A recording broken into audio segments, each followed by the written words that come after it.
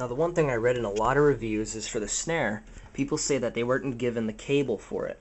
The cable is a stereo cable from the drum pad, because the drum pad's output is a stereo output. But the thing is that this drum module does not support dual zone pads.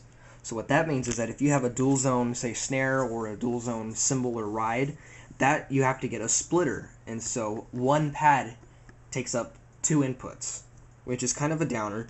But it's, people say that the snare doesn't come with the cable, but that's actually here. It's the red one and the white one there. The red, when you plug it in, is the main snare voice, and the white one is for the rim shot. And so, people, I think some people said that they thought this was a splitter for the auxiliary outputs or something, which are down here more. But the auxiliary outputs are already labeled the left and right. They're a mono output, so that single cable that's split off like a splitter, that is for your snare pad. Just to make sure that we're clear on that. Now, the one thing I did notice with this drum kit is that the way the drum pads mount, you can see, like, you got this arm clamp right here, this arm clamp, and then this metal L arm that attached to the frame and then comes up to the drum pad to attach to the drum pad by this set screw. Well, like on the Ion drum rocker, if anyone has that, the pads can be positioned, they can be rotated, they can be set any way you want them to.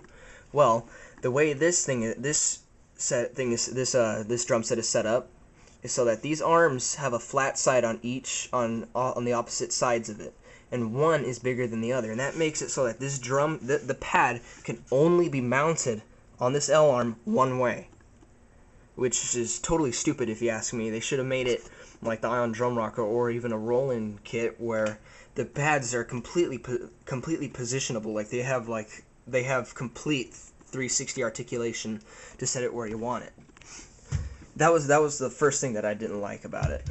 The other thing was that the pads are very, very loud. If you live in an apartment, I would not recommend getting this kit unless you get mute pads for it, or I'd recommend actually even going after a roll-in kit, because the TD3 and the TD4 are only $300 more expensive than this kit is right now. But I mean, you can hear with a hard hit. Let me turn off the sound so you don't hear it. With a hard hit, and my camera is only about 1.5 feet away, 2 feet away. It's very loud, and the kick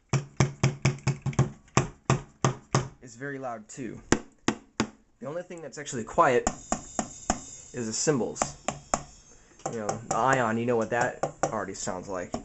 The only thing that's quiet is the actual cymbals. So if you live in an apartment, I would not get this kit unless you get mute pads, but even then, it's still loud. So that's something to watch out for.